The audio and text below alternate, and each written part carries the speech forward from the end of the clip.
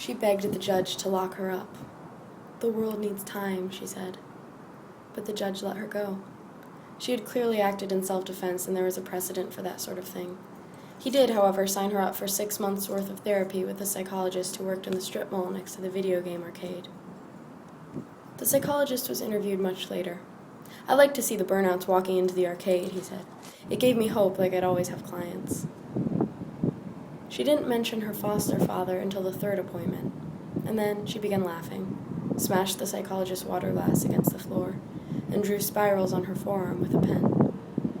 When she finally calmed down, the psychologist gave her an aspirin and told her it was Xanax.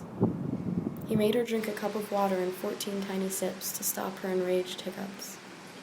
Once the glass was swept from the floor, she told him about the basement and the way she'd had to barter for her little sister. While she talked, she pulled at her nails. The psychologist noticed, with a jolt of nausea, that her fingernails were all loose. "I never exaggerate," he said later. "I really thought I was going to throw up." And in the same interview, "Of course I tried to convince her not to act, but obviously there came the point where I had to call the police. Harm to oneself or others, you know." Even later, "What was I supposed to do? Preach forgiveness?" 4 months after leaving court with a warning from the judge, acquitted of the charge that she'd attacked her foster father out of malicious intent, she walked into her childhood home with a sheet of corrugated metal tucked under one arm.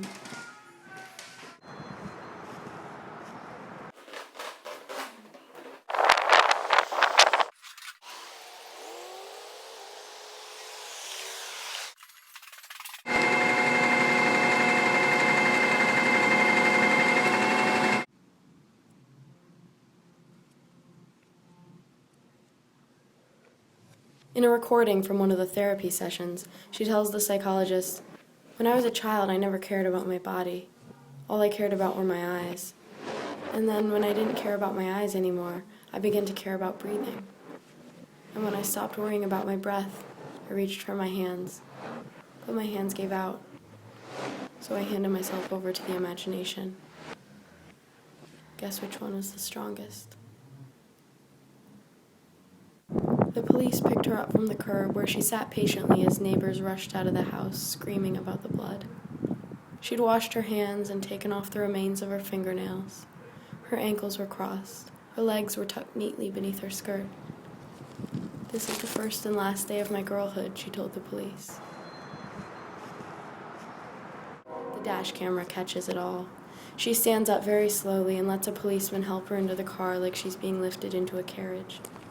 There is a wind blowing hair into her face, but the wind doesn't touch anyone else.